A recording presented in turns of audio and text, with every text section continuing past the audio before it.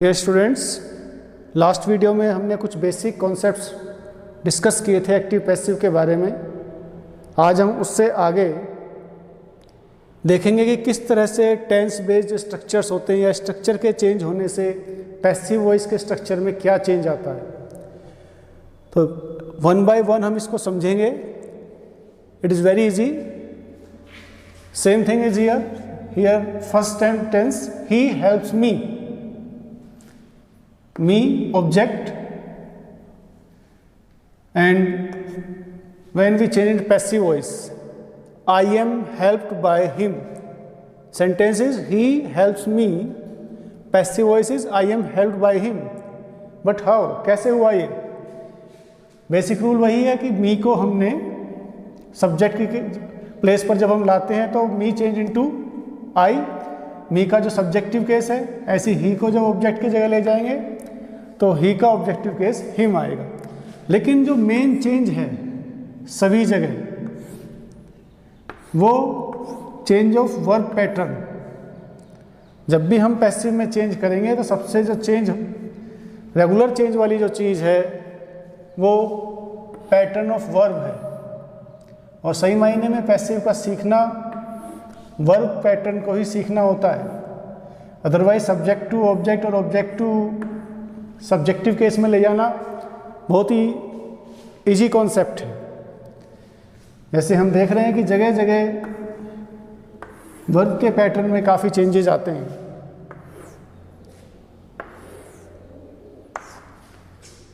समझें इसको।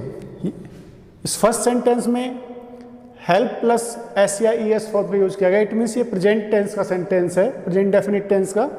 तो जब उसमें वर्ब में एस या ई एस रहती है तो जब हम उसको पैसिव वॉइस में ले जाते हैं तो is am are plus verb की थर्ड फॉर्म का यूज़ करते हैं।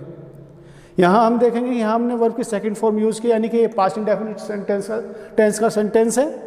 और जब हम पास्ट इंडेफिनिट टेंस की पैसिव वॉइस चेंज करते हैं तो उसमें वॉज या वर्ब के साथ वर्ब की थर्ड फॉर्म लगाते हैं। ऐसे ही will help future indefinite tense, जब हम इसको पैसिव वॉइस में चेंज करते हैं तो नए सब्जेक्ट के अकॉर्डिंग हेल्पिंग वर्ब लगा करके विल और शैल के साथ बी लगाना जरूरी होता है पैसिव वॉइस बनाने के लिए। तो हेल्प्स चेंज हो गया आई एम हेल्प्ड में। क्यों? सब्जेक्ट आई है और आई के साथ इज एम आर में से क्या आएगा? एम। फिर वर्ब की थर्ड फॉर्म हेल्प्ड। ऐसी second form of the verb helped change into was verb plus third form was helped according to new subject. और will help change into shall be helped. As I told you that will help or shall help change into will be or shall be helped. It means यहाँ जो सबसे ज़रूरी चीज़ है, जब भी हम passive voice बनाएंगे तो वर्ब की थर्ड फॉर्म हमें यूज़ करनी होती है। तो टेंस वाइज वर्ब की फॉर्मेशन में चेंजेस होते हैं जब हम उन्हें पैसिव वॉइस में ले जाते हैं। अब जैसे यहाँ पर he is helping me, passive voice क्या है? I am being helped by him, यानी कि is am are plus I N G form को जो है हम is am are plus being plus verb की थर्ड फॉर्म में चेंज कर देते हैं।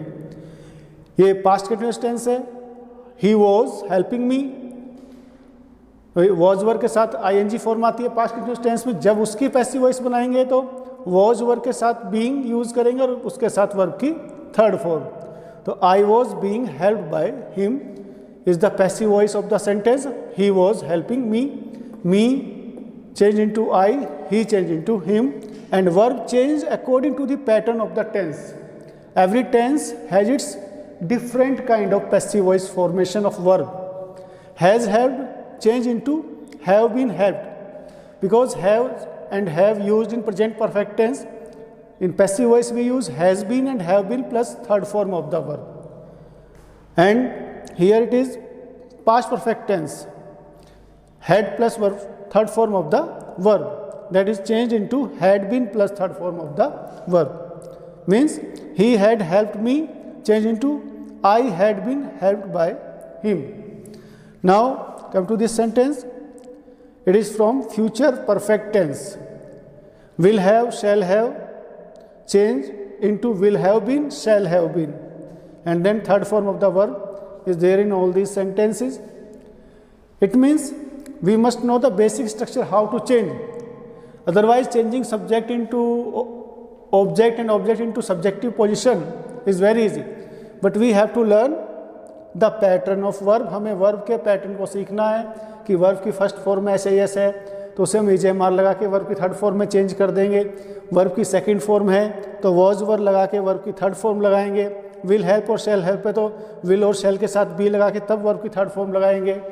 इज हेल्पिंग है तो इसमें यह समझना है कि जहाँ पर ING फॉर्म आएगी, ING फॉर्म को चेंज करने के लिए बीइंग लगाया जाता है और जो रूट फॉर्म है उसकी थर्ड फॉर्म यूज की जाती है.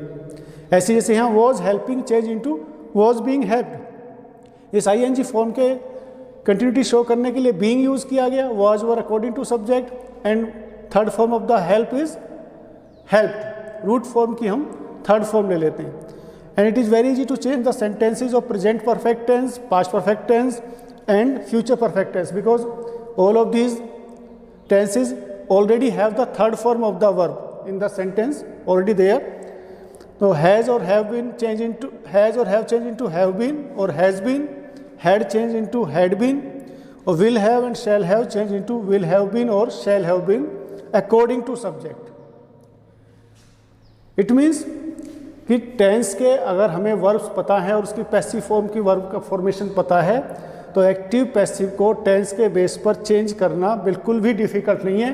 हमें इस स्ट्रक्चर की जानकारी होनी चाहिए कि भाई हेल्प वर्ब में SEIS लगा है तो EJMR के साथ थर्ड फॉर्म लगाएंगे. वर्ब की सेकंड फॉर्म यूज हुई है तो वॉज वर्ब के साथ थर्ड फॉर्म लगाएंगे. विल और शैल के साथ फर्स्ट फॉर्म आई है तो उसको विल भी शैल भी कर देंगे फिर थर्ड फॉर्म लगाएंगे.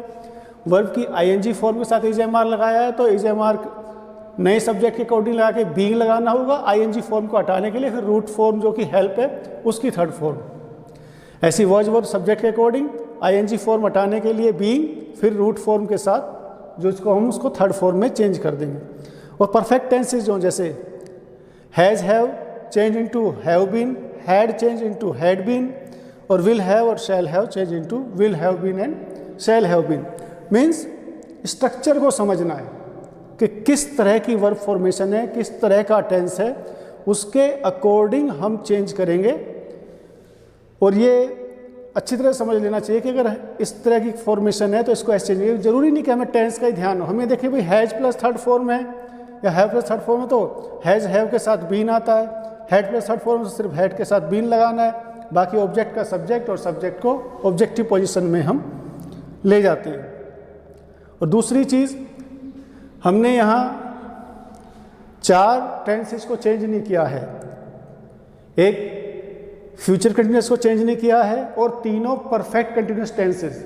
Perfect continuous tenses means present perfect continuous tense change नहीं किया हमने, पास्ट परफेक्ट कंटिन्यूस टेंस को चेंज नहीं किया है और फ्यूचर परफेक्ट कंटिन्यूस टेंस को चेंज नहीं किया. क्यों नहीं किया है कि ये ऑलरेडी जिन सेंटेंसेस के अंदर बी और बीन कंटिन्यूस सेंस में हेल्पिंग वर्ब यूज की जाती है और उनका जो स्ट्रक्चर है किसी तरह से वो पैसिव वॉइस को सपोर्ट नहीं करता है.